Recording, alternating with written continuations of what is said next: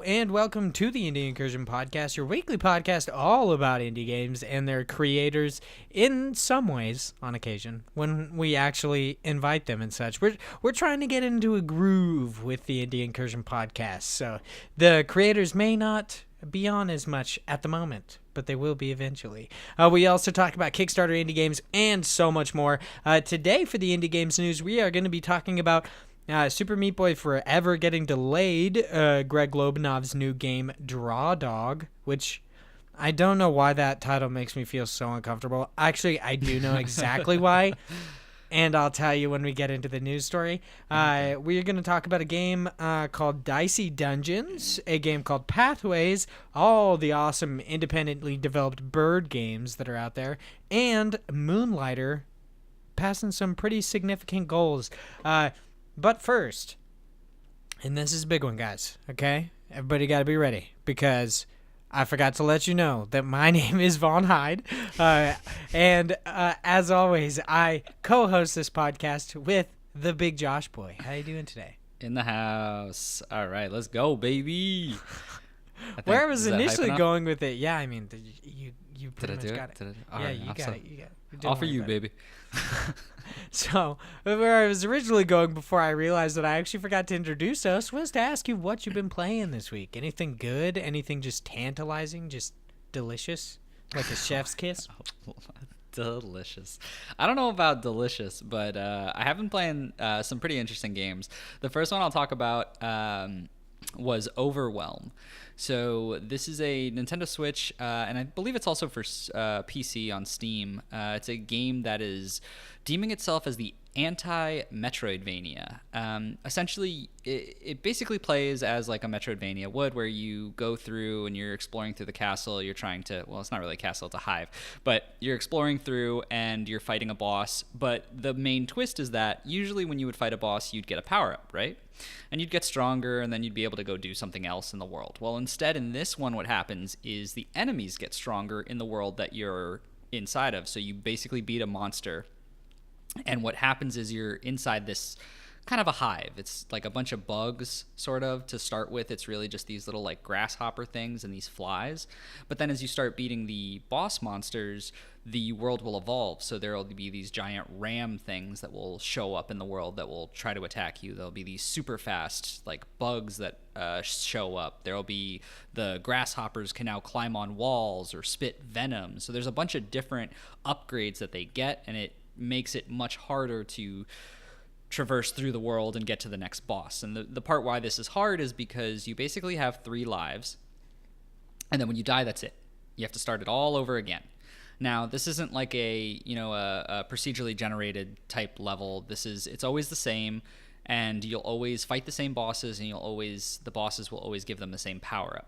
So it gives you the idea to plan out your attack. So you say, okay, well, this boss is easier. I've got him down, so maybe I'll save him for last and go for the harder ones, because I don't want to ruin a good run by then going to the harder boss and, fighting them last and losing and going through. And you basically have to complete all of them by killing them all, then getting back to the spawning point and escaping. And then there's also an additional boss, which is kind of spoilers, but whatever. Can't believe you just spoiled that for me, Josh. I know. I'm probably not even good enough to get that far in that game. This is a get good game. So I don't know, because I played it for basically a whole night with a buddy of mine, because it is nice because you can play co-op, which was pretty dope. On the Nintendo Switch, you have to play with the Joy-Cons, which is kind of annoying, because I wish they would have just given me, the ability to play on an actual controller, but it's fine. I do have a question when it comes to co-op. So you said you have 3 lives. I know you could pick each other up. Do you get all 3 back, or do you just get 1? Okay, so that's the really good thing. And co-op makes it much easier, because you can pick them up and you won't lose a life. You only lose a life if both of you die. Oh, okay. Yeah, That's so cool. It makes it like incredibly easier, and even with that, it's still super tough. Like, I played for probably about 6 hours or so with my buddy, one of the first night that it ended up coming out, and we were able to, so there's 5 bosses in the world that you have to complete and then escape the tunnels. The farthest we were able to get was completing 3 of them in a run. but we were never able to get past three bosses at a time. So it was always, we kept dying on one of them, and it's really tough. Like, the good thing is, what happens is, anytime you kill a boss, anytime you collect the crystal that the boss drops and bring it back to your base, those scenarios, you get your lives back. So if you lost 2 lives, you can regain up to that 3 by doing those like checkpoints, so to speak.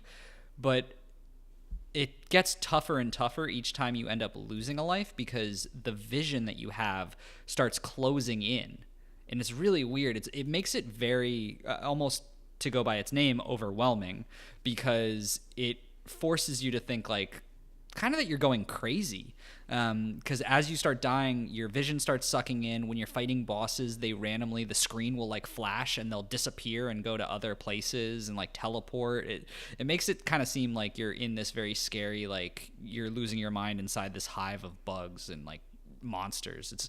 It's done very well. The only one thing, like I said, is it can be very tough. And also, there was a number of times, I think it happened to us like 3 or 4 times, where the game ended up freezing, and it basically ruins a run when you have to go through this entire thing without dying. So it'll basically just kill you, and then you're like, oh, well, that's it.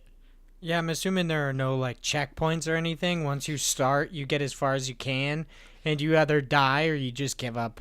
Like, if you have to leave, you just give up a life, or? Yeah, so there's a save state part to it, but basically whenever you save, no matter where you were in the game, you'll go back to the home base, which eliminates a lot of the progress that you made if you don't have certain like a gem or anything. So if you went all the way out to, say, a boss area but then died, and you had like in our case with the game freezing, we had saved that file before, which made it so that we came back to the home base, but we had technically lost a life because it counted it as us dying. So it was a little annoying, just because then we have to get all the way back, and there wasn't really a checkpoint to go to. That sounds like kind of a pain. So it seems like the only thing that it actually saves is like the amount of bosses that you've killed? Well, no. Or Yes and no, unless you die 3 times on that run, and then it'll restart from the beginning. Yeah. I just meant like when you use this save state, the only thing it really saves is that. From what I can tell, yes, that's how it was working for us. We would end up going back right to the start. Oh, okay. How does the damage work in it? Because you said you have lives. Is there like you have like 100% damage and then you get hit and it slowly goes down, or just when you get hit you die? 1 hit KO. Oh, that fucking sucks. Does everything else have 1 hit KO, or no? That sounds like such a pain in the ass. And it was really strange because, like, sometimes you'd shoot, like, because you basically have 2 moves. You have a punch move and a shotgun. And so, well, it's not really a shotgun. It's more like a pistol. But so your pistol, like, when we first started playing, the pistol would kill everything with 1 shot, and the punch would kill everything with 1 shot. And I was like, okay, that's cool. But then sometimes I noticed that, like, depending on the way you're shooting certain enemies, like, it would take 2 or sometimes 3 bullets to kill them. So it was really confusing. Like, I don't know what the mechanic is on that. I didn't play it long enough to really understand why sometimes they didn't die. But it would sometimes screw me up just because I'd shoot him, think he's dead, because he should have been, because I'd shot him, and then it would end up, like, pouncing on me, and I was like, oh, what the hell? Like, but if you, at the same time, you have your punch, which is always a 1-hit KO, but your punch, you like basically dash into them, and if you time it wrong, you'll dash right into where they are and kill yourself. Yeah. So it becomes very like nerve-wracking to use that if you want to get up and close. All right, that sounds pretty cool. I mean, I'll probably end up buying it and then not getting anywhere in it because I'm just terrible at video games. But that sounds really cool, and I like the co-op functionality of it. That it makes it like slightly easier because your friend can pick you up. Yeah, and it came into play a lot. Like, me and him, it wasn't like, I don't know, because I would feel good at times where I'm like, all right, I'm finally getting the system, and then I would just keep making stupid mistakes. Like, I felt like we kept going back and forth between being the shitty player who had to, like, the other one had to help him out. All right, I imagine this is a dumb question, but when you play single player, is it just you, or do you have like an AI partner that goes with you? No, it's just you. Okay, cool. I was wondering if it was like a Gears of War-esque type of co-op where it's No. yeah, they've always been there. Okay. No, I think the one difference that I've noticed is it seems like you have more ammo when you play single player mode, whereas with the co-op mode you have like 75 shots, I think, and on single player you have like 99. Oh shit, ammo's even limited? That fucking sucks. Yeah, this so game sounds like it sucks. It's very tough. It's not a walk in the park. It's not for the faint of heart. Yeah, I mean it's not a Sekiro, but it's not it's not something to joke about. That sounds it sounds super interesting. Isn't like the I've seen like some screenshots and stuff of it. Does the color palette ever change, or is it just like red and black? No, it's like always red and black. Red, black, and white. Oh, that's interesting. This game is so interesting to me. It's like I think it's done like very very intelligently. Like the color aspect to it, the music to it, the sounds to it, the flashing screens and the way they make the actual vision like change based on how many deaths you have. Like it really does give you that feeling of being inside some kind of weird hive, or like traversing into this. It's a very dark and dreary world, and I think that a couple of the upsets of it being like there was a couple of times where I fell through a floor randomly, and there was, like I said, those few times where the game would freeze, but like other than that there was a lot of really smart things about this, and it's only like $10, so I feel like it's definitely worth it for a pickup, especially if, like in my case, it was just me and like one of my best friends who was playing, and we spent like the entire night playing that game, to the point where I figured I was just going to like try it out and be like, yeah, I just want to, test it out and maybe write some kind of article on it, or, just see what it's all about. And we just got totally sucked into it, where we had like plans that night and we just didn't do anything other than playing that game. You're like, sorry, can't. Just playing overwhelmed. That sounds super cool. I'm going to have to check it out now. Is that all you've been playing this week? Playing anything else, or just overwhelmed? You got so whelmed. Just so overwhelmed. I've been playing a little bit of other things. I keep playing Path of Exile, trying to get into that, but I mean, I talked about that earlier. Nothing too different about that other than me just grinding. And then the only other thing is really me picking up Yoshi's Crafted World.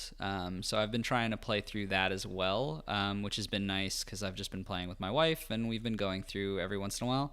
She's just so damn slow with games. I'll be like, you want to play it tonight? And she'll be like, no. And I'm like, God damn it, I got this game for you. Like, but it's been nice though. I mean, it's still good whenever we do play. I love it because you get to eat like your other Yoshi, like your co-op person, so you can basically just love like it because you can be a cannibal. Well, so that's it's really, what you're saying. Yeah. Well, because here's the thing, because you eat enemies like in Yoshi games where you would basically suck them down and they'd turn into eggs. But with this one, you can also eat your co-op player, the buddy who's next to you, your buddy Yoshi, and you can then spit him out.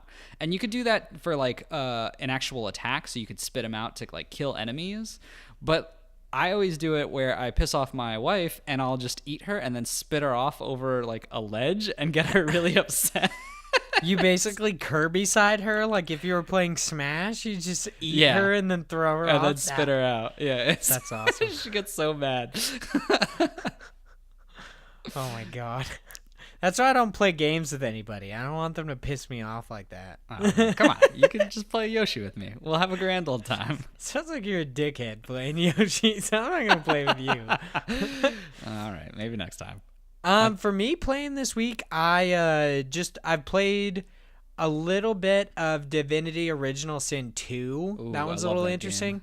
I haven't got super far into it. I just got like... I always have this issue where in RPGs, I get stuck in the first little bit because I don't like the character that I make. So I initially made a ranger, and then I was like, ooh, I don't know if I want to be a ranger because the wayfarer seems so much cooler. So I made a wayfarer, not at all deep into the game, but much further in the game than I had before. And then I was like, oh man, I hate that I always I want to play myself, but I don't want to always like go into combat and happen to be like, my wayfarer is the first person to go. So I was like, now I'm going to make an up close person so they could be the tank and they'll be the first. It's a whole thing. Man. You got plenty of other characters. Got far. Yeah. Haven't gotten too far in that one. also played more Dragon Age. But the two things that the two indie games I've been playing is I downloaded and played a lot more Flint Hook. I really, really enjoy Flint Hook. It's a great game. I'm so bad at it, though. It's ridiculous. I'm just not good at video games. I've always seen it and wanted to try it, but I just never picked it up. It's a lot of fun. I really, really enjoy it simply because its art style is amazing and I like the world a lot. It's like it's this weird like pirate game essentially where it's hard to explain, but I got back into it really because of that sale that I was talking to you and Errol about on the last episode where I bought my Flint Hook pin. I got my Flint Hook pin. I was like, oh, this is so cool. I have to play the game. I just have to. They suckered you in. Yeah. So I downloaded the game again and started playing it. And otherwise, I've been playing Farblade. We talked about it in our, I think it was in our Game of the Year episode maybe, where we talked about games that you should like keep an eye on. Farblade is being made by one person and it's super early in development. I just happened to like follow him on Twitter and really enjoyed what I saw of the game. And I slowly kept like following it, seeing all his tweets. And he finally announced to fund the development of the game, he was putting it on like itch.io is I think how you say it. Yeah. Which also is a site that I've never heard of before like this week, which is a little odd. Yeah, that is odd. Yeah, apparently it's a big thing because like now that I played Farblade on it, now I see like a bunch of different indies on it and I'm like, what the how long has this been here? Yeah, I just didn't know it. Yeah. It was weird. But yeah, I've been playing some Farblade. All the game has right now, so you can purchase it for, I believe, $4.99, and you can, of course, give more if you want to.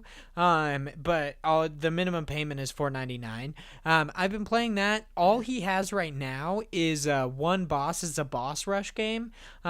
It's super bare bones right now, but it's weirdly a lot of fun, even though there's only one boss to kill, which is like this giant squid. And that's the only enemy in the game so far, because in most boss rush games, the only things that you fight are bosses. That's about it. Like Fury, you only fight bosses. Mm-hmm. So all I have is like the one boss to play, but it's weirdly a lot of fun, and I also really like the art style. So that's going to be something that I keep like looking in on and checking it out, because he's going to like update it every now and then, which is really cool. But other than that, yeah, I just played more Dragon Age, Flint Hook, Divinity Original Sin 2. Yeah, just kind of going around. I haven't played a whole lot of anything, but I played a little bit of a lot. Man, that's Farblade. Yeah. I'm looking it up right now and just like someone playing it. It looks really weird how you have to change the camera angle like that. Yeah, that's one of my big critiques of it, is that even then, so it's only on PC right now, and so I don't know how to with keyboard and mouse. I didn't try it. I just plugged in my Xbox 360 controller. And to change the camera view, you actually have to use like LB and RB instead of using the right joystick. And it's really annoying because the right joystick doesn't do anything. It's literally just useless. And it's weird. It feels odd. But once you get into like boss battles, you actually, once again, there's only the first boss so far.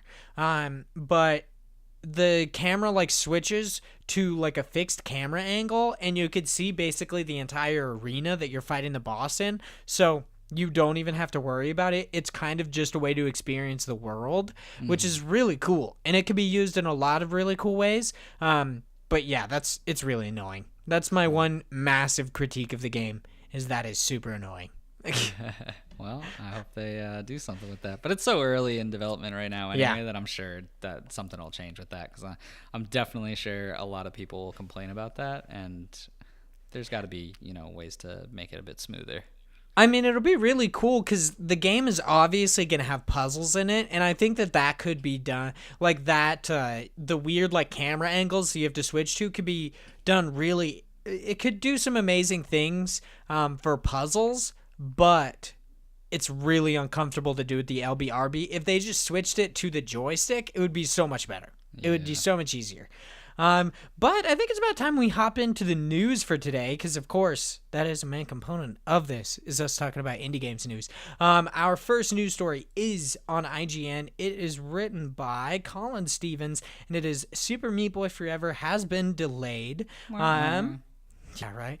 Super Meat Boy Forever, the sequel to 2010's punishing platforming modern classic, has been delayed past its planned April 2019 release window.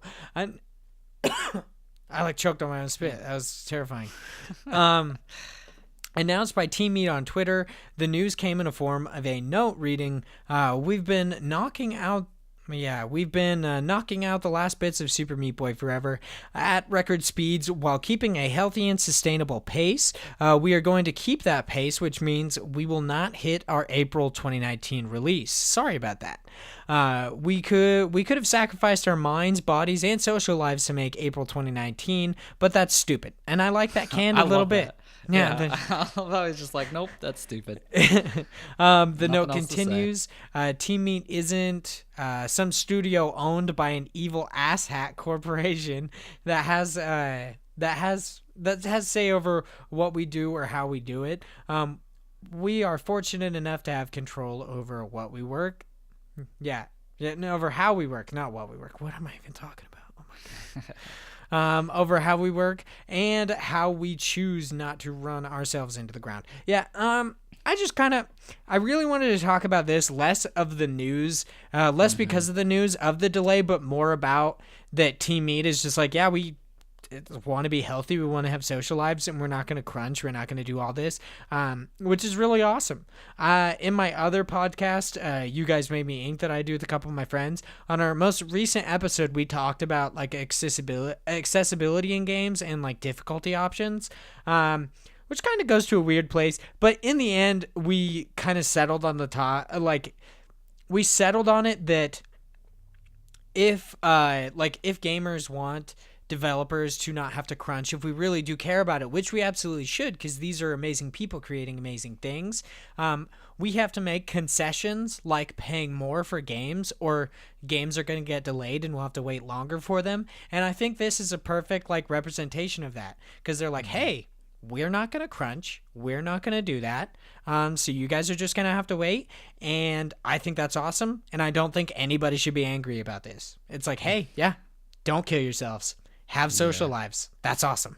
Well, I think it's also based on the way they did this. So if they didn't make an announcement with this in mind, and probably also on the coattails of, the recent stories that have been coming up, I'm sure there would have been a lot of people who had bitched about it.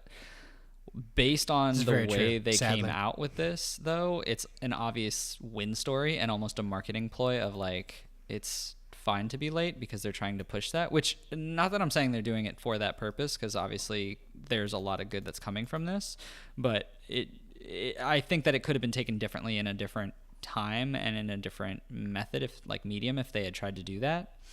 But I think it's really good. That's kind of why I wanted to talk about this story too, is because it goes into a lot of what we were talking about last week when we talked about,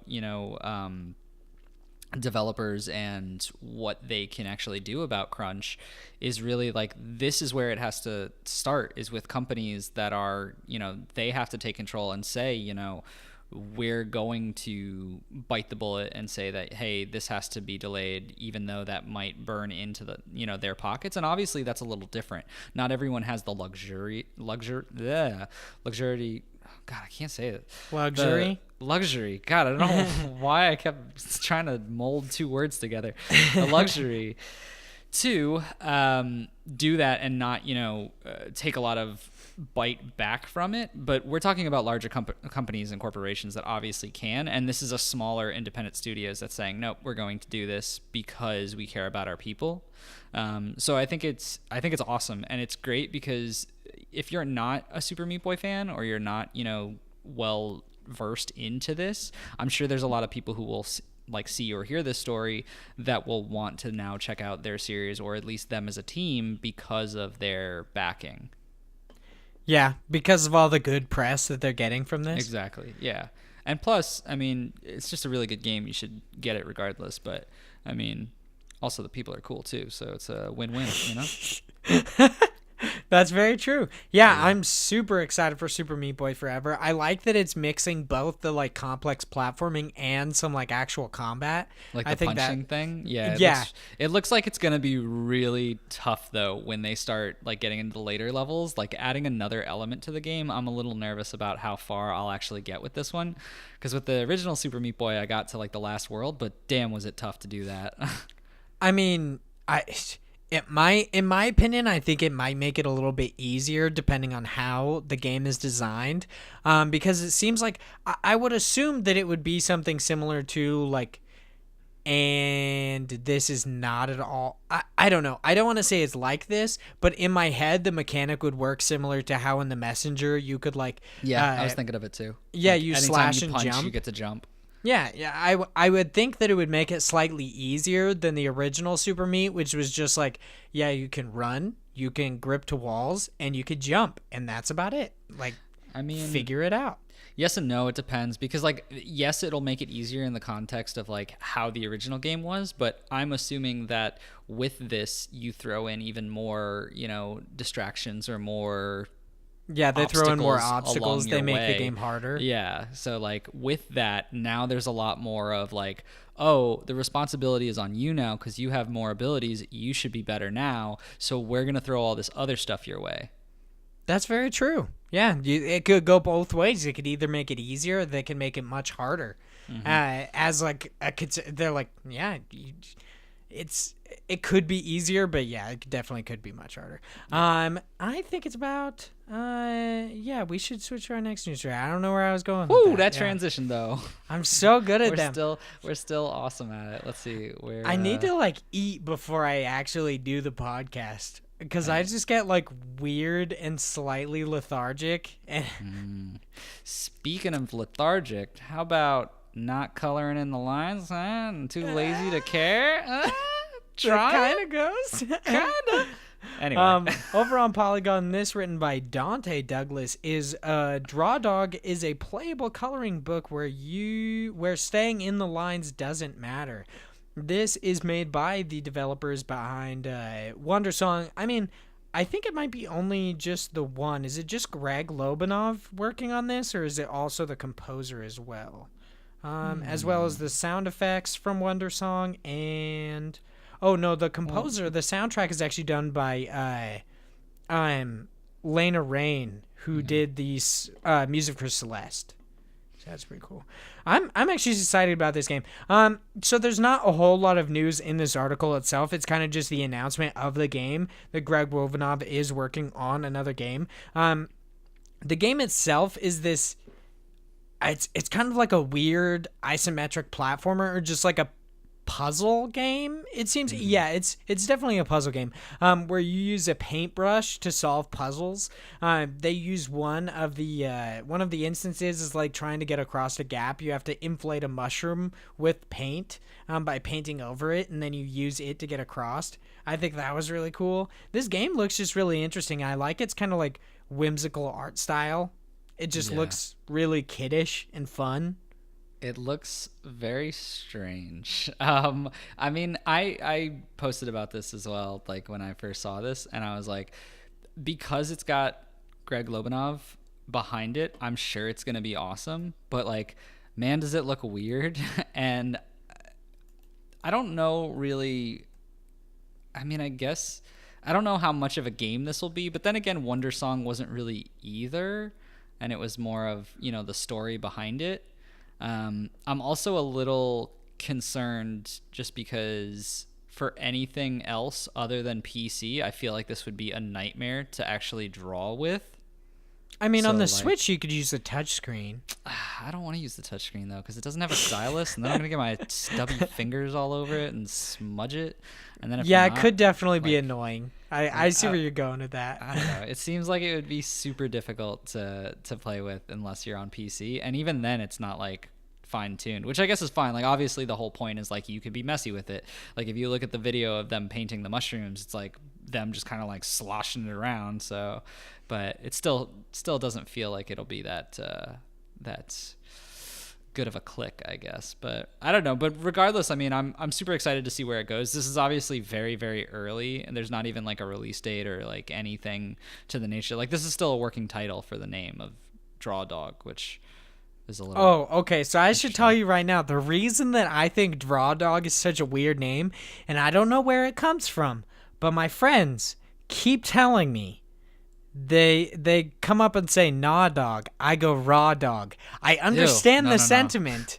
Yeah, I understand what they're saying, but it sounds eerily similar to Drawdog. So every time I look at the name, I'm like, "Oh no, that's weird." But Raw not dog. everybody's gonna have that same issue with me. Yeah, I would Raw assume. Dog. Where staying in the condom doesn't matter. That's what the title should be. I would assume the painting mechanic would be similar to how it is in like Okami with its like paintbrush, and how you basically like click a button to select to actually switch to the mode where you can paint, and then you just do like a quick paint kind of a thing. I would assume it's going to be similar to that. So I'm not too worried about it. It doesn't seem like Greg Lobanov really makes games that are super gameplay intensive. I mean, Wonder Song really wasn't. It doesn't seem like this one's going to be either. So I'm not too worried about mixing mechanics between the painting and also having to do like platforming. So it definitely seems like it's going to be more of like an experience, and it's going to be about the story than it is going to be about the gameplay. Yeah, which is nice. I think that's a fair point. Yeah, but speaking of gameplay, there's another game that doesn't really have any. Over on Polygon, our next news story is written by Dante Douglas. Again, dude, this guy's working hard. Yeah. Oh, yeah. It's like Dante Douglas honest. This is Simple Dice. This is so weird. Simple Dice become the heroes in Terry Cavanagh's, I'm assuming? Yeah. Cavanagh's newest Dicey Dungeons. This is the guy who made... Oh, okay, so you're going to have to say this title for me again. How do you say that? It's VVVVVVVV. That's such a dumb fucking title. I hate it so much. And Super Hexagon it thinks balance is overrated. Okay, that's kind of unnecessary. Yeah, he's got a new title coming out called Dicey Dungeons. It is a card and dice game that follows 6 quirky characters through procedurally generated episodes of a game show hosted by Lady Luck. Yeah, Polygon Luck. Gotta look at it. I don't really care. Battles in Dicey Dungeons are turn-based, and each turn begins with rolling a number of dice. After dice have been rolled, you slot each dice into ability slots on the board to deal damage or apply other effects, such as healing, poisoning, and simply re-rolling the target die. And it seems like the different characters are actually going to have class types as well. Mm-hmm. They talk about like the warrior who can do more damage or do shield providing abilities, and then there's the jester who has like pulls cards from the deck and stuff like that. This game looks really cool. I was just making a joke about it not having gameplay. A lot of people say that games don't have gameplay when they literally do. The fact that like you're not just watching a movie means it has gameplay. But this game looks really interesting. It's obviously inspired by Dungeons and Dragons, which it actually says that it's like influenced by familiar fantasy tropes such as those found in Dungeons and Dragons. So I'm super excited for this game, which is a little weird because I do not like its art style. I'm telling you right now. Well, no, I like the art style. I just don't like dice characters. I think they look weird. That is an awfully strange thing, but based on our conversations, I'm not surprised. Yeah, it makes sense. You and your weird hiccups. Anyway, interesting enough, this is kind of a card game, but dude, also so something else. How do you make it even more enticing for me? A card game, you say? What if we add dice? Oh man, they're really speaking to me, dude. It actually looks pretty cool because it reminds me a lot of just basics of Slay the Spire, of like that you're traveling through a specific corridor, you're fighting these enemies, you're keeping your specific deck and like going and building that up, but they add this weird Yahtzee element to it of like the rolls, and each roll you get to use those dice for potentially different cards. Like I feel like there's depending on, because I know they said that whole balance is overrated thing, depending on how they balance this game, this could be either really good or really bad, because I feel like at one chance, like a lot of this is up to chance. It's not only based on what cards you get, unless I'm assuming you always have the same cards, but you would then also leave it up to chance based on what roll you get. So there's like, is there an element where you just have nothing to do, or you just kind of get like pooped on because you got a bad roll and you got a bad card? Like, I don't know. There's a lot more that I want to see of this before I get too hyped, but I think the concept is really cool. I mean, a whole part of like strategy role-playing games is also like doing the best with what you have, even though sometimes you can it seems like in this game it's much more up to chance, but I think the whole like being able to slot the dice into cards kind of gives you an edge. Like, it's obviously the dice rolls themselves are going to be completely random, and I'm assuming your card draws will be too from your base deck. But if you build your deck correctly, the dice rolls really won't matter. Like, it's, of course, yeah, I'm going to hit harder, I'm going to heal better, I'm going to do this. But if you build your deck correctly and you strategize accordingly, I don't see this getting like weighted too heavily against you. You know what I mean? Like, I don't see it being weighted too heavily in chance if you strategize accordingly and if they allow you to make your own deck. Right. And it really depends on how they're building this out. Like, what it looks like based on the screenshots, and obviously for me it's just based on screenshots. Like I said, it reminds me of Slay the Spire, where they probably each class has a base deck. You go through different worlds, and at the end of every fight you get the choice to pick up a new card, and then there'll probably be certain points where you can drop certain cards, or certain events that happen where you can do different things or get different power-up abilities. So I'm sure there's going to be a lot to it that you'll probably just have good runs and bad runs, but I want to see what that looks like a little more before I say whether or not I'll definitely get this or definitely won't. Yeah, I don't know. Now that I look more at the article and like read things, they talk about balance twice, and it definitely seems like, yeah. And I read things. They talk about like each class can find new abilities and roll more dice per turn, eventually cascading damage and skills used in each turn. Imbalanced, maybe. Fun, absolutely. And they're really like leaning into the roguelike elements of the game. So it kind of seems like, yeah, maybe you're right. This is going to be super unbalanced, and you're going to get fucked sometimes. Yeah, that's kind of what I'm thinking. But, I mean, we'll see. But, yeah, I feel like depending on how they do this, because this, like I said, there's a lot up to chance when you put not only an element like what card are you going to draw, but then also what die did you roll at that time. So, I don't know. It'll be interesting. I like the concept. I just don't know how it's going to play out. But it looks pretty cool just from the base like concept of it. Yeah, the base concept definitely looks like Yu-Gi-Oh meets Yahtzee, so that got me enticed. That's a great comparison. But speaking of strategy games, moving over to our next article is written by Patricia Hernandez. This on Polygon, it is Pathway is a mix of Indiana Jones and XCOM. This, I mean, yep. Here's a pleasant surprise. On April 11th, Pathway will release on Steam. In it, a team of adventurers journey out into the desert in search of hidden treasures and secrets. Your goal is to find artifacts before the Nazis do. I mean, are these current day Nazis like just right-wing people, or are these like, hey, these are real Nazis? Like, they're like zombie Nazis? Nope, just like Nazis, like just people like Nazis. Who are legit like Nazis. Oh, or this is back in time when people were actually Nazis. I don't know. It doesn't seem like they've elaborated much. I don't know. They're just Nazis. Nazis will do what Nazis do. You know what I'm saying? I'm starting to think I really like Patricia Hernandez. I don't really know much about her like writing career, but she definitely seems to enjoy pixel art as much as, yes, that's exactly why.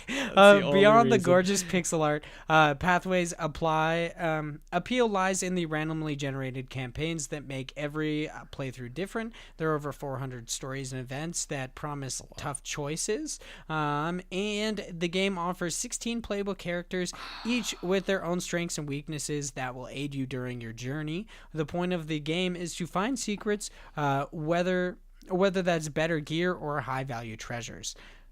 This game looks really cool. Why do these people keep doing this to me, man? Not only are there so many games coming out, but there's so many games like this where they look so good, but there's just so much time that you have to invest into it. Yeah, this game looks like it's going to take forever. Like, you might play this for hours upon hours and still not hit, like, half of that 400 story events. Yeah, and it seems like it can mix like a choose your own adventure like novel. It can mix just randomly. Like you go onto this random storyline because you accidentally fell in a hole that had like a 10% chance of falling in a hole. Obviously, that's not real, but still. Yeah. This 400 story events, Jesus, that's a lot. Yeah. That's excessive. I mean, it looks super cool. It sucks. I know I'm going to end up getting this. I like Indiana Jones a lot. I'm going to tell you right now, I'm not a huge fan of turn-based combat, which is a little weird considering how many games I play that actually utilize turn-based combat, but I'm excited for this. I just really hope that I can't stand less than a foot away from somebody and shoot them and I miss. That'll really piss me off. Oh, dude, that shit happens with, what's the game? It was Dragon Run, I think it was?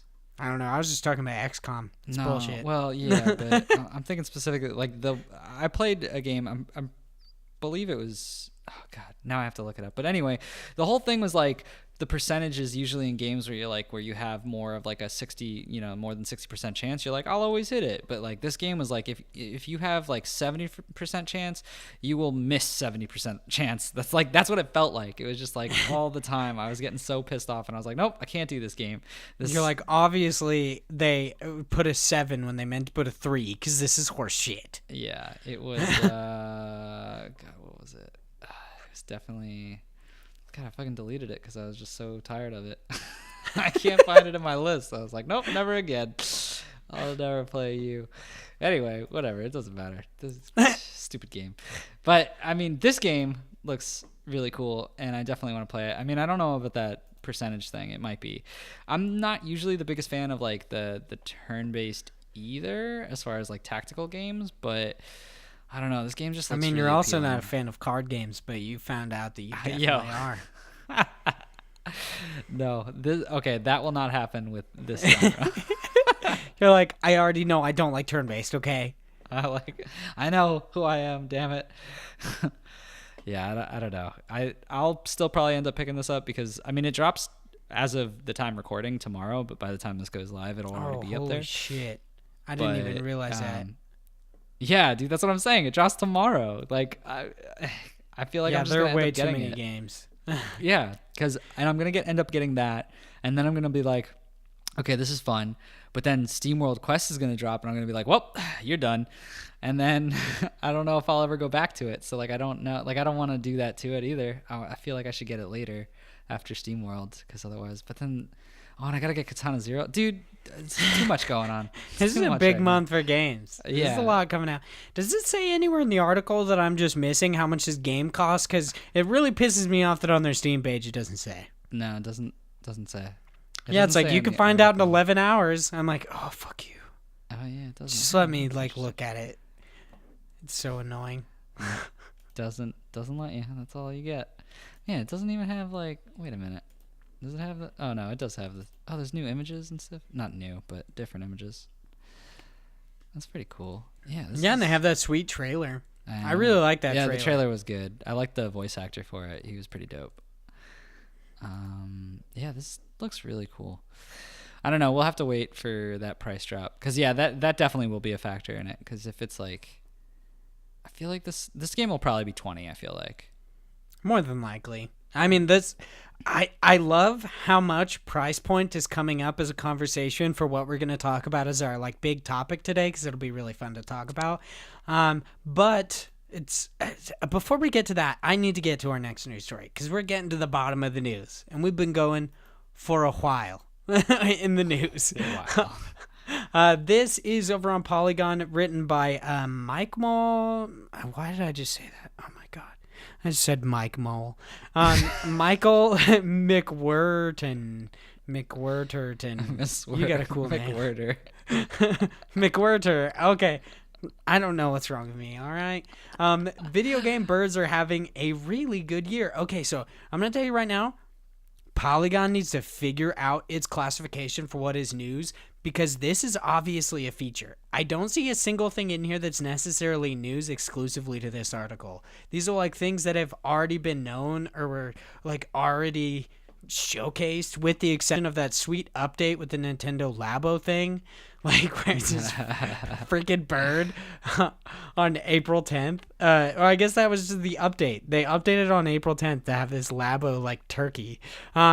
But this article showcases a bunch of really cool bird games. Of course, you got Falcon Age coming to PSVR and PlayStation 4. I think Falcon Age looks really good. It's $19.99. From what I've heard about, like, with some of the people that I write with over at Handsome Phantom and stuff, they've said that the game was done like a disservice by making it seem like an animal simulator, like I take care of this bird simulator, which is also a big part, it seems, of what make this game special. Falcon Age specifically is like taking care of this really cute little bird that you could put hats on and stuff. But I've heard that they did it a disservice because of how much like actual combat and world building and how cool falconry is put as like a gameplay mechanic in this game.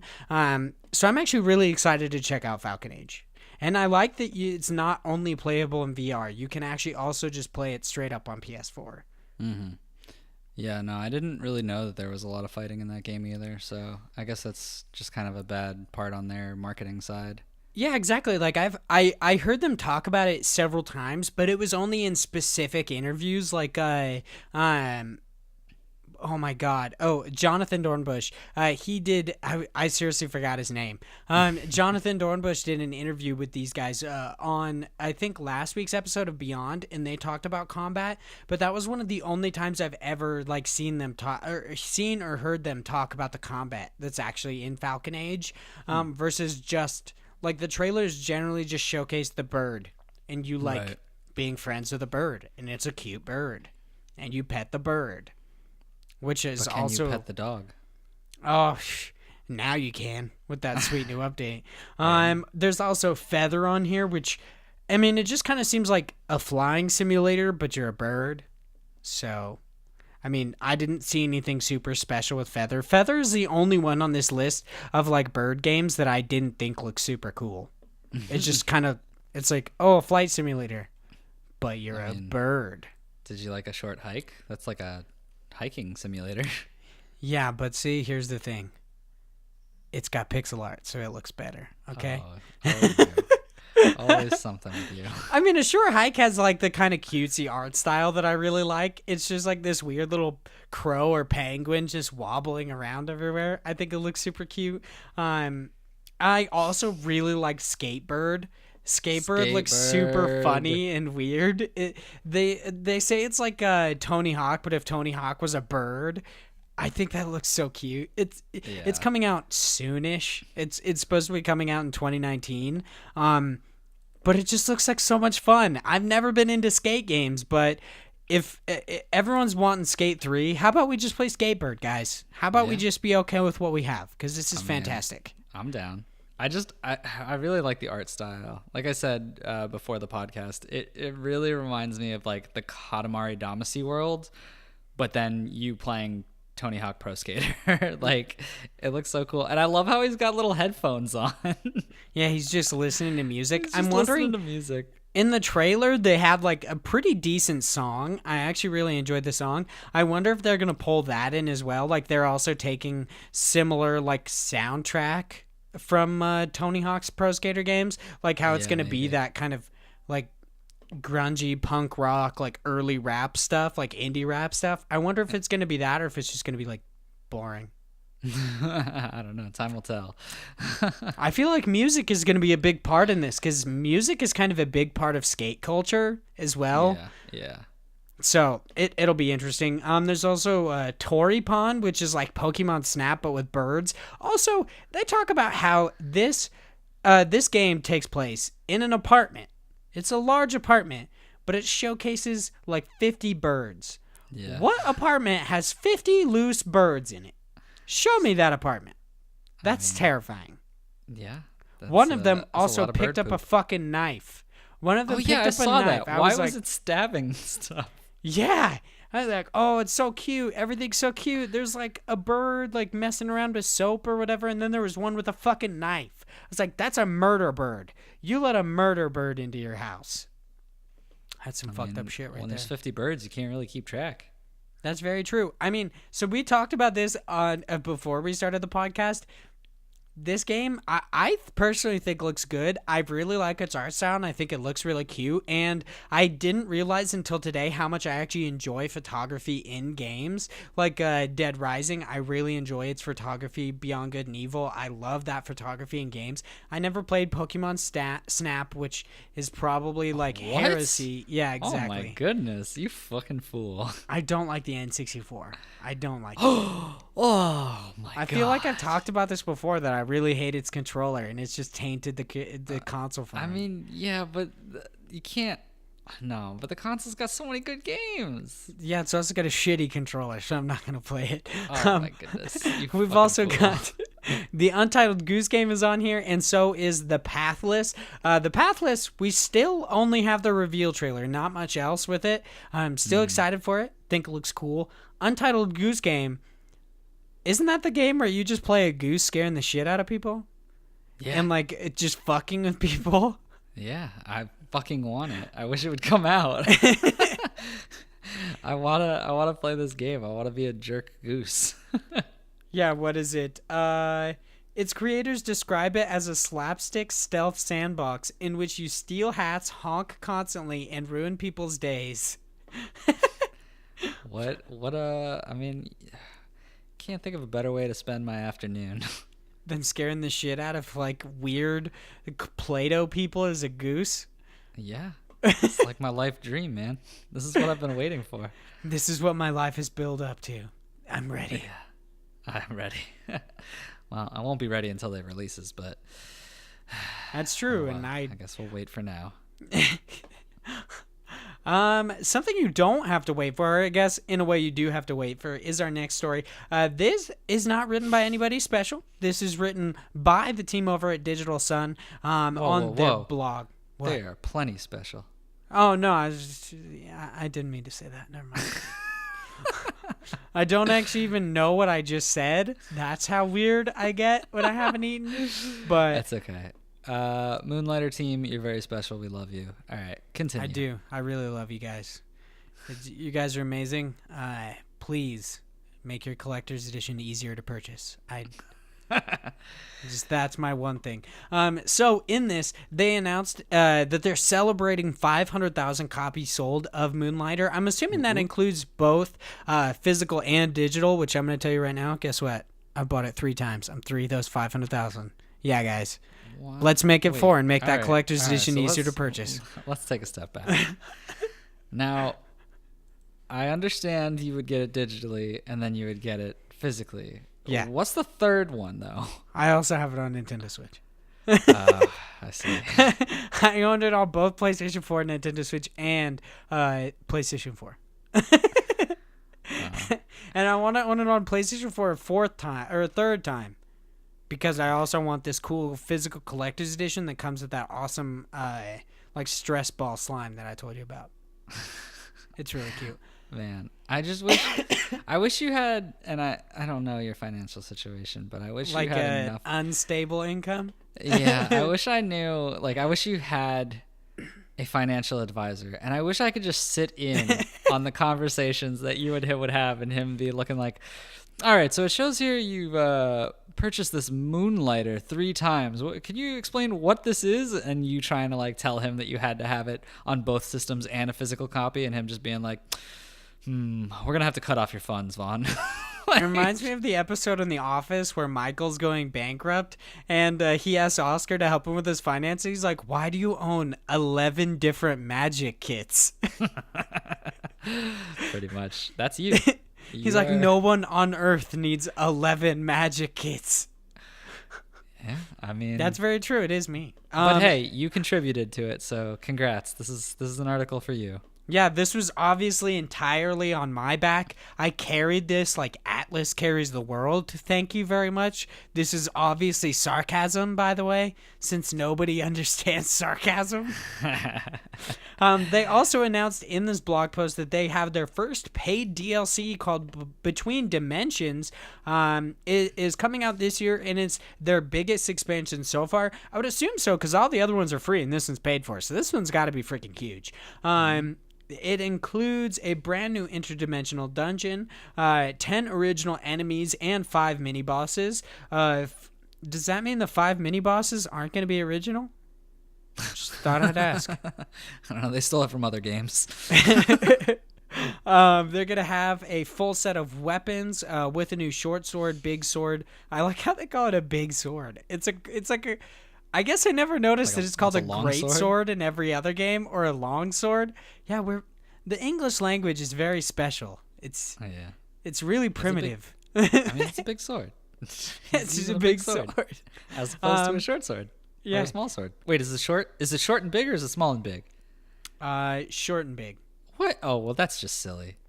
If it that's was just small dumb. Sword and big sword, I would understand. But come on, you guys aren't even trying here. Yeah, they don't have a long sword. It's just short and big. Yeah. They also have bows, gloves, and spears, all new ones. You're going to have new sets of armors with a new helmet, chest, and boots. Yep, that's what a set of armor consists of. Trick weapons, 10 unique weapons, both powerful and punishing. They made sure to let you know that. I wish they had like a little wink, kind of like a, you know what I mean? Little emoji. Like a little sexual thing. They're like punishing. Nice. Punishing. Oh. Yeah. Yeah. It gets you there.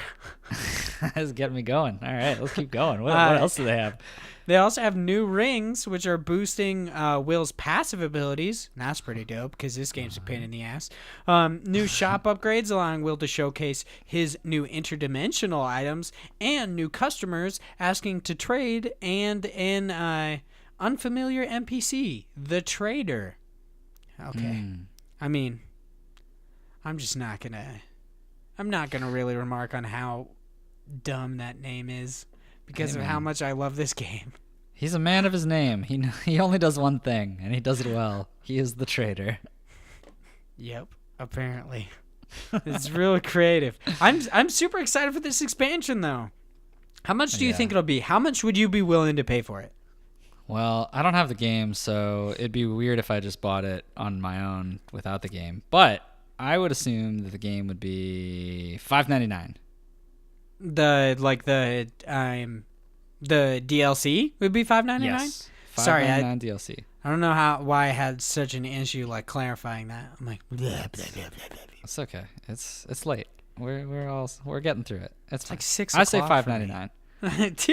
It's time for your bed. It's bedtime. 6 o'clock. Apparently, bedtime. New thing. I'm like a 5-year-old child. You gotta go to bed at 6. That's okay. Yeah. Sorry, I'm 14 minutes past my bedtime. I have to go to bed, Josh. All right, goodbye. I'll carry on with the podcast. Yeah, you have to finish the podcast. All right, so there's no more news, and let's see, what else do we have on the docket? We got a Cram, and then we got a Bless God. All right, good night, everybody. I'm not even gonna go into it. I'm just gonna say we got a Cram. I got a Cram. I got to cram this in so you can go to bed. Speaking of cramming it in, it's time for us to move on to News Cram. Cram. Also, disgusting transition. Yeah, it's super disgusting. I mean, the whole section is disgusting. The fact that we call it News Cram and then we say you have to get crammed, it's kind of disgusting. Cram it up, baby.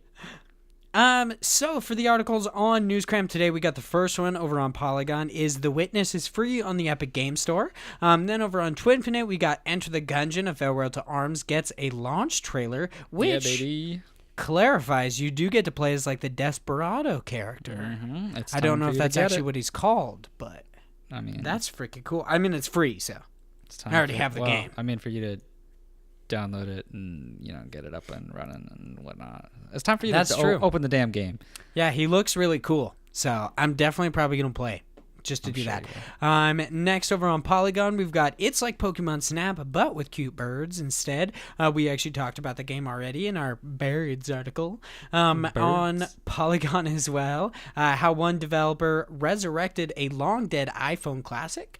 On Game Informer, we got Return of Obra Dinn may still come to Switch. Still hurt? There's just so many hurt eyes today on this podcast. I know. Yeah, we didn't really talk about it on the actual podcast, but that Pokemon Snap lookalike, like cute birds thing, I don't know. It looks cool, but I definitely will never be able to play it because the movement in that game looks super wonky, and I just feel like it really fucks with my eyes. It's abrasive. It feels weird. Like, even watching the trailer, I was like, my eyes feel weird. Yeah, I'm not a fan. But taking pictures of cute birds, it's a nice idea. I just wish it looked nicer. Also on Game Informer is Valhalla gets release date for PlayStation 4 and the Nintendo Switch.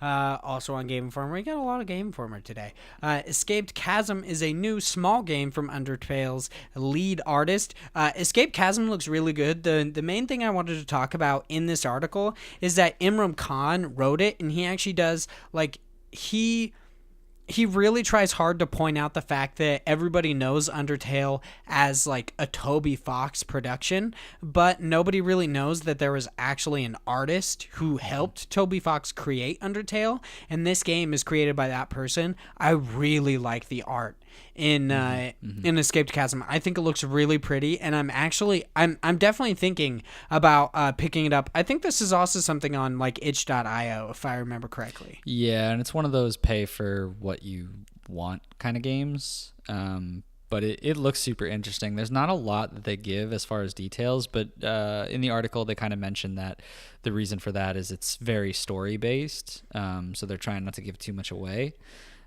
It looks super interesting, and the fact that it has like these story branches to it and different endings I thought was kind of cool.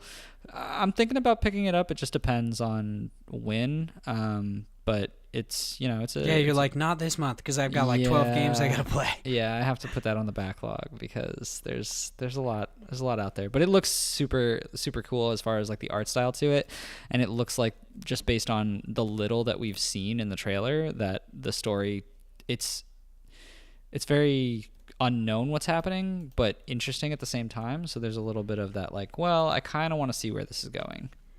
Yeah, it's really intriguing, and it seems kind of depressing, but in a weird way. Like, I want to be depressed. I want to see where this story goes. It's kind of like how I always go back to Life is Strange and how much I love that game series, but let's be honest, it's fucking depressing. So... the next story is over on Twinfin. It is Risk of Rain 2 sees estimated 650,000 players in its first week of early access. That's what I'm talking about, baby. That's a lot. This fucking game is good. That's why. It's so good. Apparently it's very decent.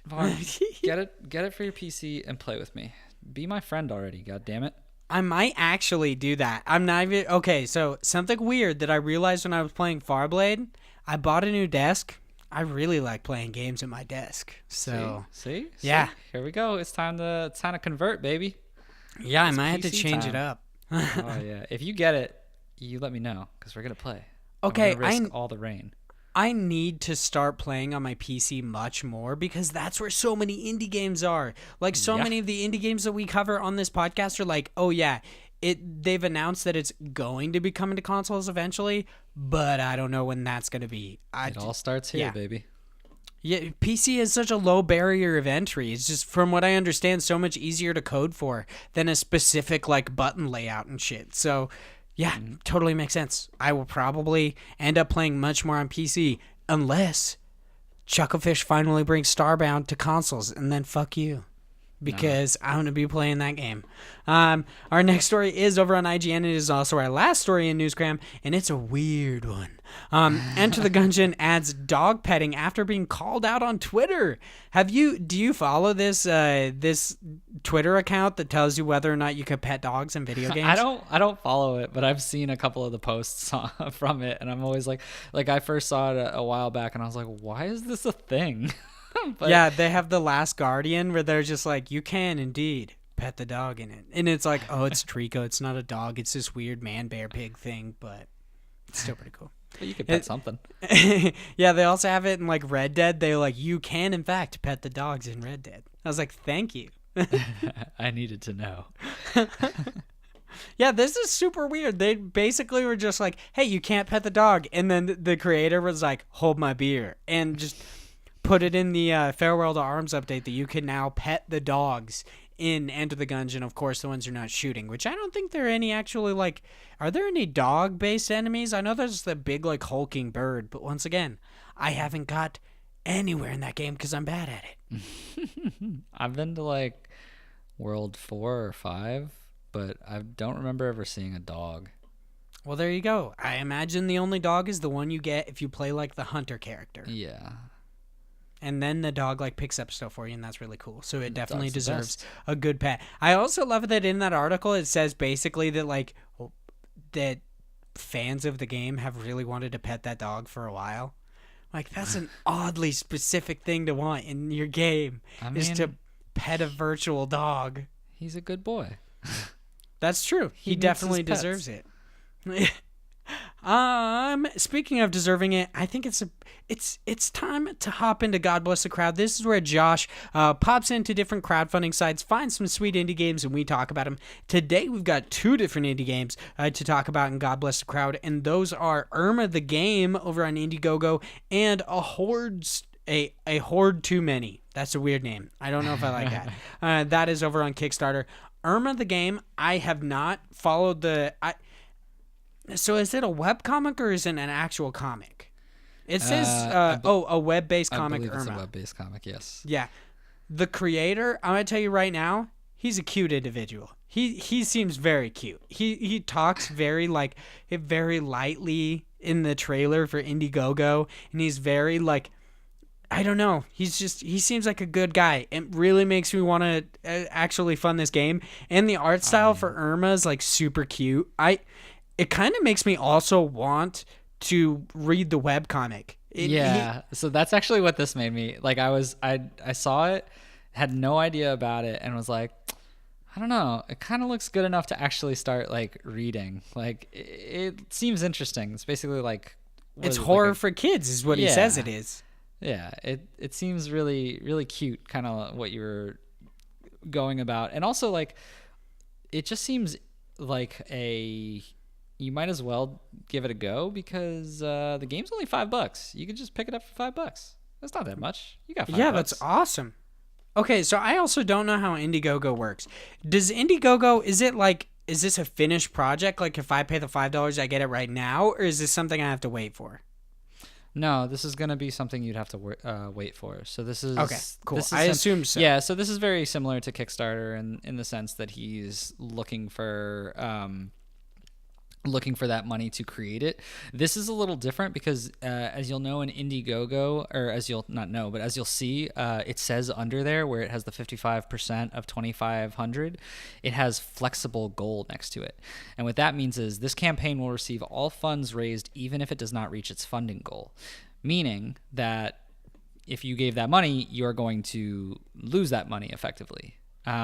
What that means, what that means as far as if he'll still create it, I don't know. I'm not sure how the like legal work for that is entailed, but this is $5. It's really not like you're losing like much, so to speak. But if you back on like the higher tiers, maybe that's a little bit more.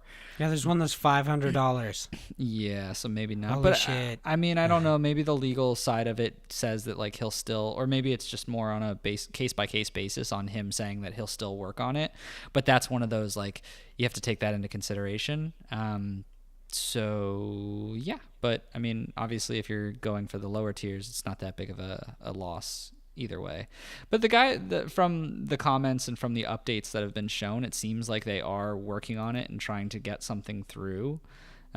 So it seems like this is one of those projects where even if they don't hit that entire funding, the guy will still do it. It'll just be halted. Or there won't I be as imagine much they're in going to it. hit that funding. They probably will. They're like 55% the way there, and they still have 26 days left. Yeah. Well, I don't Holy know shit. because they might have done it where because like a lot of these, you don't have to start at 30 days. You could start earlier, or start. I'm sorry, not earlier, but you could start for you more could do days like left. 60 or 40. Yeah, I'm not 100% on Indiegogo's like base dates, but so that might not have started at 30. But I mean, it still is a whopping 55% of it, and that's 13K that he's at right now, almost 14K. So I mean, they're getting a good ways there.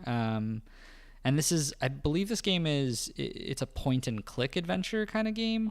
So, Yeah. I mean, granted, and I'm not going to shit on like the genre of it, but it's not as intensive as say something that would be, like different styles of games as far as like a 3D adventure game or something like that. So if anything, this might be something where, like I said, you'll just get less of a game or you'll get it later on.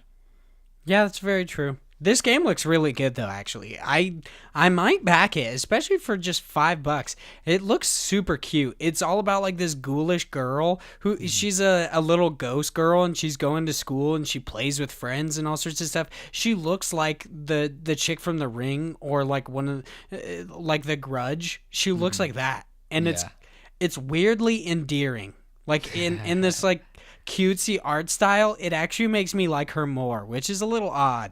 Yeah, but no, it looks super cute. I definitely would recommend anyone who's interested throwing them the $5 at least just to help them out. But we'll see where it goes. Let alone $500 for something personal. Well, I don't know about that, but I mean, granted, the T-shirt and signed book is pretty cool if you're like a fan of the comic. Like, it seems like a pretty dope way to give him some cash back if you just enjoyed his web series. I don't know it, but there's people out there, I'm sure, who read it that would probably want that signed book anyway. So, I mean, there's some pretty good tier items here.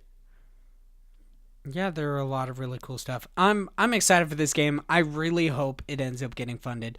But the other game we got to talk about is A Horde Too Many. This is a side-scrolling post-apocalyptic RPG with survival, a base management, and tower defense elements. This looks weird. Yeah. It was interesting to see your opinion on it. Every week I collect these games, and I always collect them with the thought of like, I wonder what Vaughn is gonna say. Of like, and sometimes you surprise me where you're like, oh, I really like this, and I'm like, totally thought you were gonna shit all over it. And then there's other games where like with this, I came in and I was like, I'm pretty sure he's gonna have some issues with it. I mean, I actually don't. I mean, it's. If I'm being honest, the art style does look really weird. It kind of reminds me of a mobile game as far as art style. I think that's what puts me off is like it. I don't know. And it's not to say mobile games are bad or anything, but it just has that same aesthetic like look to it that a lot of mobile games do, I feel. And so for that reason, it just looks like it's more of not a complex style of gameplay, I guess. Yeah, I see where you're going with that. Yeah, it definitely does look like a mobile game. Yeah, but like the actual gameplay to it seems like it has potential. I mean, there's different classes. Each one's have their own abilities, their different strengths. You're running through and killing zombies. There's co-op to it. Like, I could see this being a lot of fun. I'm very confused at where like the base management and tower defense elements come in, because there's only like a few parts where they show you in like a base or a tower, and then the rest of it is like you running through like the city. So I don't know if it's like you run through the city to find items and then come back to your base, and like I don't know what the point of anything of it is. Like maybe at nighttime you got to go back to your base or something. Yeah, and you I don't know. defend your base against an attack or something. Yeah, I don't know exactly what that setup's gonna be, but I mean, there's definitely some elements to it that I think could be fun. I don't really know. I'm not crazy about the movement of the characters just because it feels very wonky as far as like the zombies are kind of like ballerina dancing towards you. It's very strange. Yeah, this game just looks weird.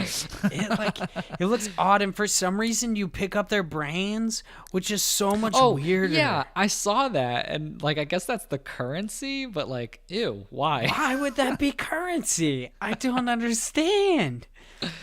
Like, you'd at least have to have some sort of explanation for that. I mean, Fallout uses bottle caps, and they explain that away in, like, one line of dialogue. They're like, yeah, it's, like, really easy to come by, and nobody gives a shit about money. I'm like, okay. Like, but sense. Brains is very specific. Yeah, I don't know. Yeah, I it just it don't looks know. weird. So how much can you do for this one to get the game? So You this have is to do 13 with the early bird. early bird, yeah. Yeah. So it's early bird is 13, which ends up coming out to US dollars 15 because it's 13 in, is that euros? Yeah, I think so. Euros. So it's $15 US, but then the regular version of it without the early bird is basically 16 euros, which is only 18 bucks. So it's not crazy expensive, but it is not a $5 pickup. So, you know, it's not like the last one. Yeah. But the team seems interesting. Like at the end of the video, it was just like 4 people who were talking about like them just saying thank you. And like, I don't know, they just start making weird noises and like, cause they keep screwing up takes in it. I don't know. It was very like the team seems like they're having a good time doing this. So it was nice to see it, but yeah, I don't know. They're a bunch of weirdos. This game looks weird, but it also looks like it has kind of like a nice personality to it. What the F? Horde Tactics? There's like a weird card game. Yeah. So that was one of the things is for people who back it, they'll also get this Kickstarter exclusive card game that they made. Dude, you have to back it. Kickstarter.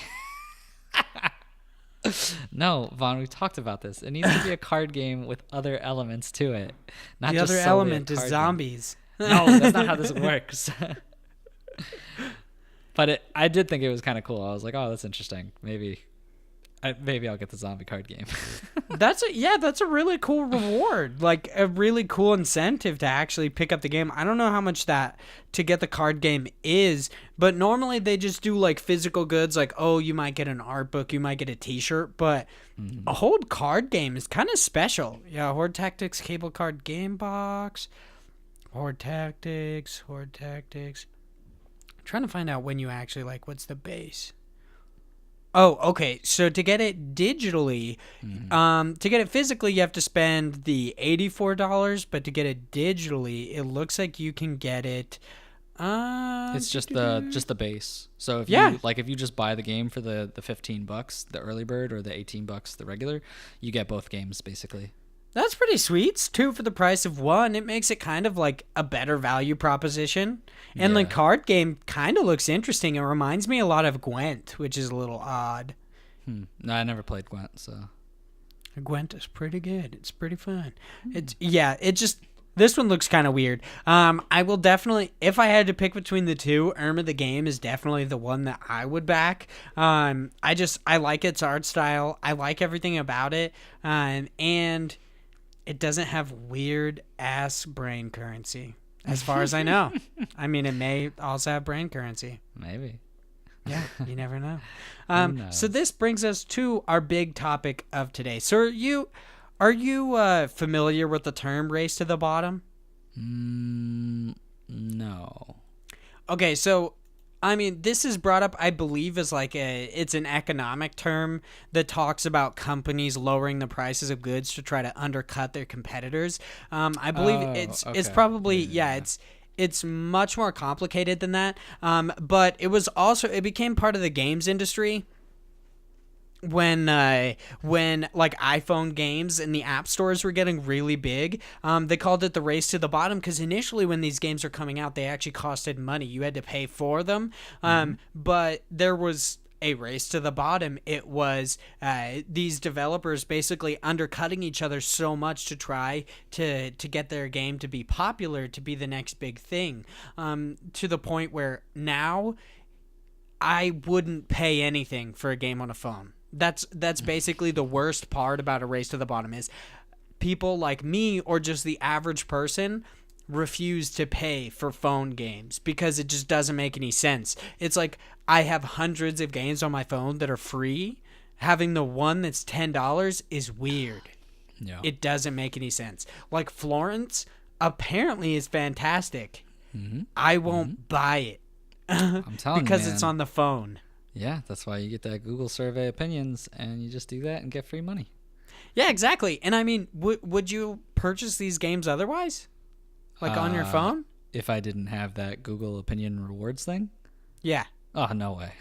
Yeah, exactly. Like that's the bad part of a race to the bottom. So some people have been saying that indie games are the next race to the bottom, because they're consistently coming out at lower and lower prices. And the worst part is, we talk about this on the podcast a lot, about the value proposition of a game, and how you talked about, like, that game looked like a mobile game, that A Horde Too Many looked like a mobile game, so that kind of drifted you away from paying upwards of $20 for it. It just didn't look like something that was worth $20, which is totally just, that's normal. Yeah, I mean, I get what you're coming from with that, but I tend to disagree just on the fact of like me saying that I wouldn't pay for it because it's a mobile game. It's just I generally don't like the look or the feel of a lot of mobile games. So I get what you're saying, that it might have been a part of that, but I never really experienced that as far as like the race to the bottom, or at least me personally being aware of it, so to speak. I've just never liked mobile games because I feel like I'm turning into an old man, and I just don't want to do anything on my phone other than like the normal phone stuffs. But like, I mean, it's the same thing with like, I just can't do a lot of things on the phone that other people can do. Like my wife will sit there and she'll be able to just like to book things and like do like just random like website shit or just like other tasks that normal people like would do on a phone. And I'm always like, no, I have to order these tickets on on a computer. I can't do it on a phone. It's too small. I can't trust saving the document. I don't know. It's very like old person stuff that I'm noticing I'm kind of becoming. But this is a really strange tangent. But basically because of that, I've never been a part of that. So I don't think that's really what's causing me to be like mobile games, bleh. But I can see where you're coming from of like, competition in an industry is actually really important, depending on where the regulations come in to how much certain things can cost. There's a lot of products out there where they do that, where they have to be at a certain stabilized price, and it can't just be constantly competitors pushing it down because of that risk. But I don't think. I mean, do you have any examples of this really like happening in the indie scene yet? I mean, I know it's probably more speculation as of right now, but I can't really think of something that would per se cause one to think it, because I'm thinking of like SteamWorld Quest. It's going to be $25. Like that's an indie game. It's pretty pricey. How much would you pay for? See, that's the thing, is we think of indie games as being pricey if they're $25, but you could get just as much like happiness, you could get just as much time spent in SteamWorld Quest as you would a AAA game, and most people are completely willing to pay $60 for them. So that doesn't necessarily have to do with the race to the bottom. It's just kind of a weird thing how we're so much more willing to pay $60 for something that was just developed by a larger team, kind of a thing, like had a little bit more money in it. Yeah, well, so there's a little bit of merit to both sides on this, because I agree that people are definitely more enticed to pay the normal $60 fee, and that's because that's what we've known. So I think it's a little bit of a standard that was set, or a predisposition of games are supposed to be this price. It's basically like, okay, well, how do we break that mentality? Because another part of it is, if I'm getting a AAA like game, a title from a AAA studio, I know that there's a lot more that actually comes into it as far as expenses. Like, there's a lot of work when it comes to 3D animation and graphics that you generally won't get from an indie game. Not to say that there's anything wrong with that, or that one is better than the other, but I generally understand the price point difference between them, because realistically, if a AAA title tried to come out with a $25 price point, you're generally not going to ever make your money back, unless you're doing something, which a lot of them are now, which is being a, as service game of, having that in-game currency or things that you have to actually buy later on in the game. So it depends, because this is a weird place, I feel like, in games, because there's a lot of different techniques that people can do to get money afterwards. There's the whole concept of DLCs now, and it's like, oh, well, is that a bad thing because games are coming out, not finished, and then people will tack on an extra amount to it, or because I mean, speaking of DLC, this is why I talked about it a little bit when we talked about Moonlighter. Does it feel weird to pay for DLC for indie games? No, I don't think so. No? Are there, I guess a decent amount of them actually have paid for DLC, but so many of them now are just releasing them as free updates. Yeah. That, I guess where the whole race to the bottom thing comes in is more of it's setting a precedent for indie games. So how every indie game is coming with free DLC. For me, having played so many indie games with free DLC, it's kind of weird to see one with paid DLC. It's definitely setting a bad habit for people to expect that. I'm honestly shocked at a lot of the games when they come out with these free DLCs, because it's there's so much work that goes into it, and it's pretty shitty, honestly, when it happens. It's great from a consumer side of things. I'm always excited, but at the same time, it's very unsettling, just because you think of how much man-hour and how much blood, sweat, and tears went into something that just doesn't get anything, really. It's good because from a publicity standpoint, it's good, and then maybe they'll get new people to tack on to the game, but you're risking the fact that you might make no extra money for months of development time, which is, if they're not making any extra money, that's a lot of money they wasted. Yeah, it is a little weird when you think about free DLC, how it's having free DLC brings your game back into the headlines, and it possibly might bring more people in to pay for your game. But like you said, it's very possible that it won't. Yeah. And just you spent all this time making this additional piece to your game to not charge anything for it. I'm assuming these indie studios have, unless it's their first free DLC, they have empirical data that says releasing more DLCs actually helps them. Team Cherry with Hollow Knight, how they just kept putting out DLC after DLC and it was all free. Yeah. I'm assuming after the first or second one, they were yeah, it's definitely behooving us. It's making us money to put out free DLC. Plus I guess that's promised a point. But yeah, that was also the thing, is with their Kickstarter, they had promised all that DLC. Yeah. Granted, they could have obviously charged that for people who weren't part of the Kickstarter, but I don't know. I guess maybe it was more work than worth.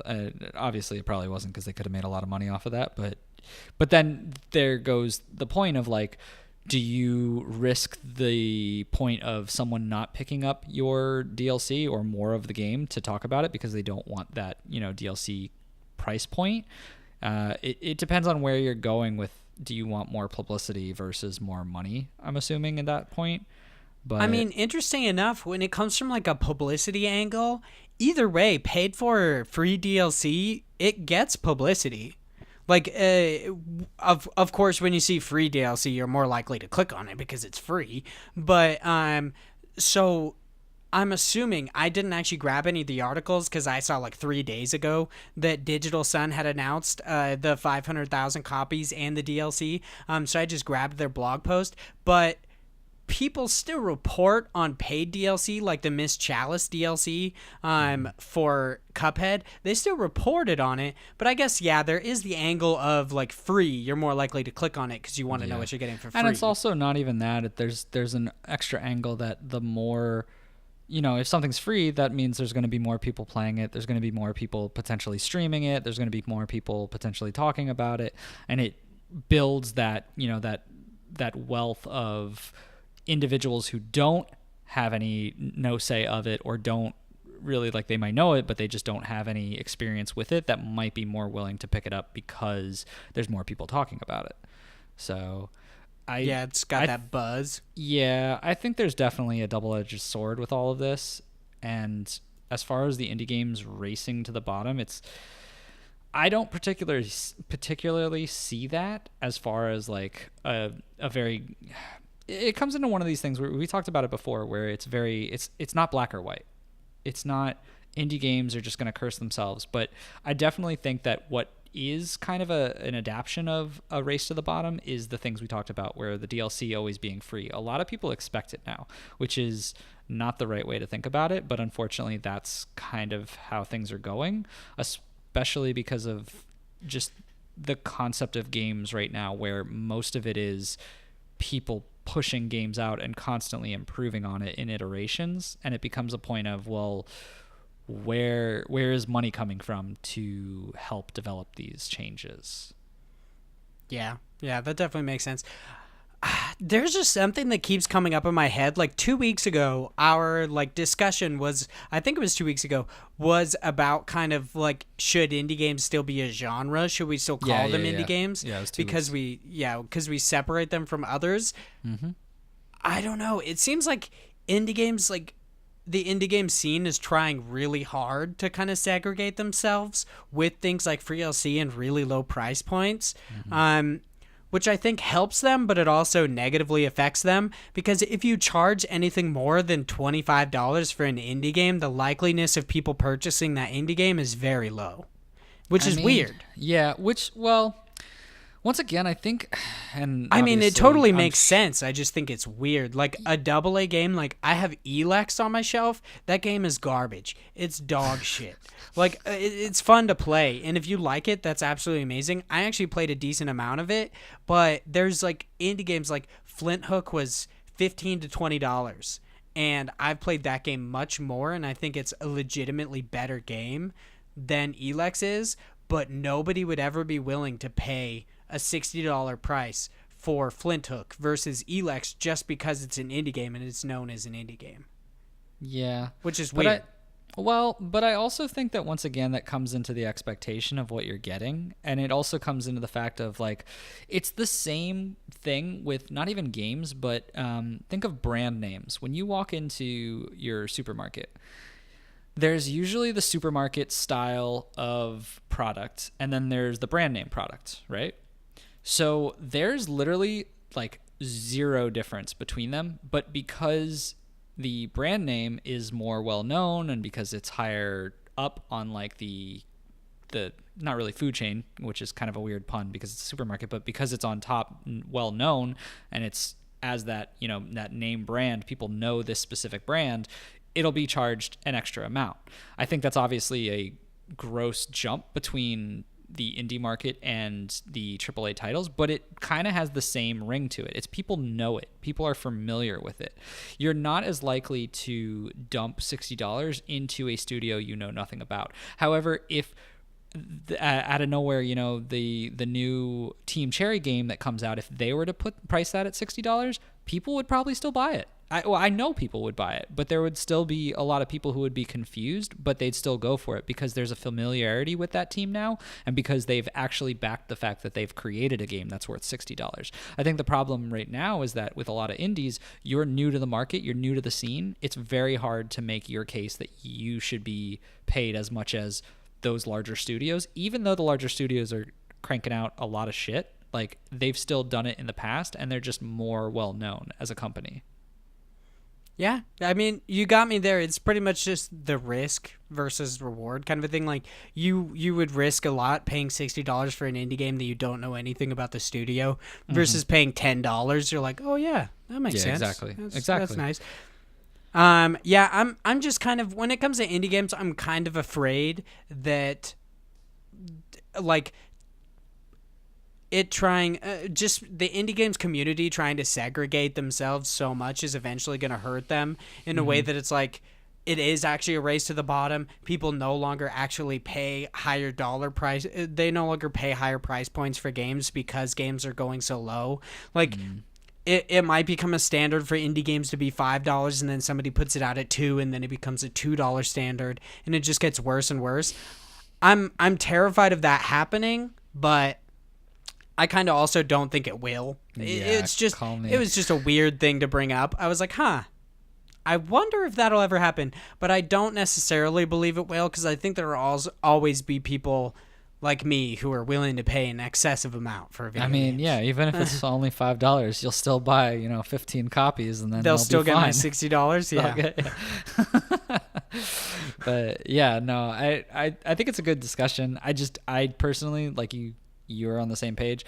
I really don't think that'll happen, but you never know. I mean, if people aren't looking at it, I just think at the same time, like we kind of talked about this now, is indie games almost at the point are becoming more of the majority, and I feel at a certain point it's gonna kick off where like really just everything is an indie game. Like, there's very small amount of what's going to be all of those AAA titles when there's just so much content out there that at a certain point, I feel like that's going to become one of those just always used terms that turns into really meaning nothing, so to speak. Yeah, that's very true. Eventually, it's not going to mean anything. I mean, at this very point in time, like we had that conversation about what exactly is indie games, I don't think it means anything now, really, because nobody can pinpoint it. It doesn't mean anything. It's just kind of a weird term that we use to make ourselves feel special, I guess. But Yep, Indie Incursion Podcast, where we talk about nothing. Yeah, hopefully the indie game genre never goes away, or they don't have to rebrand. And I really like the logo that Zoe made, so I don't want to have to do that. Okay. I know. Shout out to Zoe. That logo is awesome. Yeah, it's fantastic. I will say though, just straight up, it might hurt some people's feelings, and I don't even like it. Oh no! Stop releasing your DLC for free.